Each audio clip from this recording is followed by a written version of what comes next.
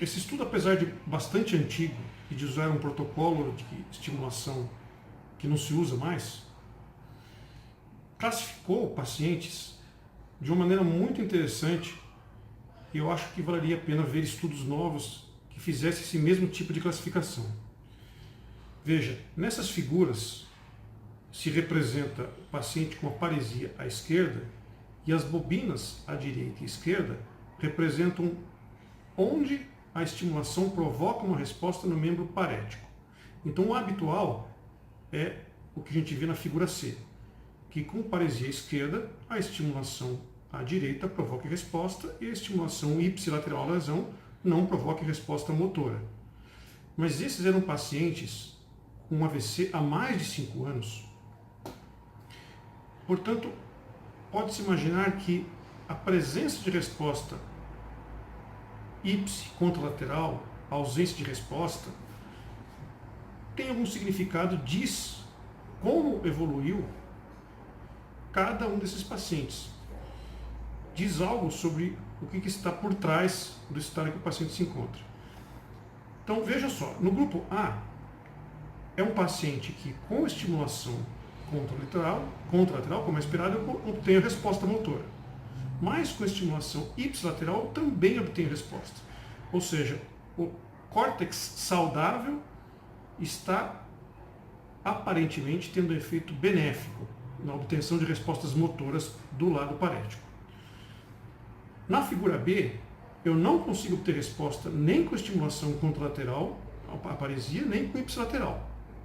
Então, aparentemente é um paciente que está pior, que não tem como evocar resposta com estimulação magnética, seja no córtex saudável, seja no córtex lesado. O paciente C, eu tenho resposta com estimulação contralateral e não tenho com ipsilateral. E no paciente D, eu não tenho resposta nenhuma com estimulação contralateral, ou seja, com a área lesada, e tenho resposta com estimulação ipsilateral, ou seja, o córtex saudável aparentemente tem alguma comunicação que parece ser positiva com o movimento residual do lado parético. Agora, em todos os pacientes, infelizmente, ele fez um parâmetro muito pouco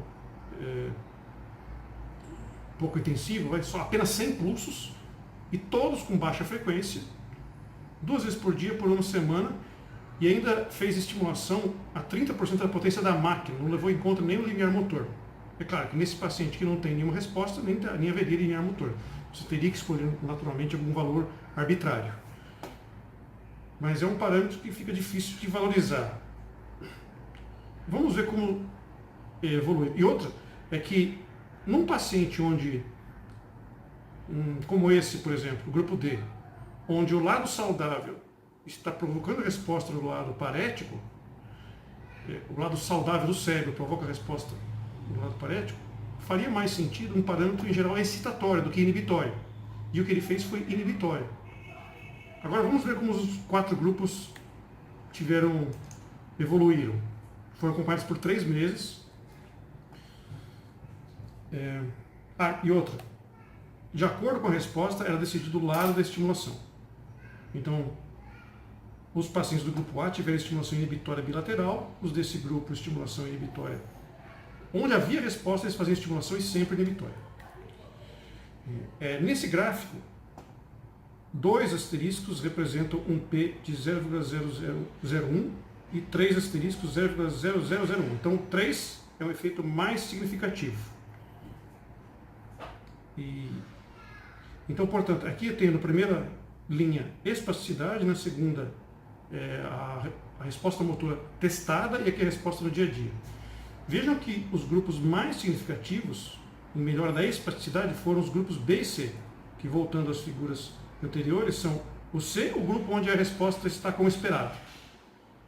Eu tenho resposta só com a estimulação contralateral. Então, aparentemente, é o paciente que, teoricamente, estaria menos grave do que o B, que não tem resposta nenhuma, mas onde o lado saudável não está provocando efeito benéfico.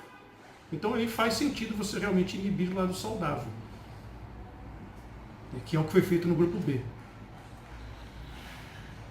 Então, nesses B e C, houve melhora da espasticidade. Em termos de desempenho motor, o grupo que teve melhor resposta foi o B, mais significativo. que era o que a gente, pelo contrário, esperaria uma resposta pior, porque não tem resposta motora nenhuma à estimulação. E em termos também de mudança no dia a dia, o grupo B foi o melhor. Então isso levanta a questão de seria interessante classificar os pacientes conforme a resposta motora, e na ausência de resposta, algo como esse grupo B ou no grupo C, onde com estímulo ipsilateral ao lado parético não tem resposta, aí sim que faria sentido você dar um estímulo inibitório.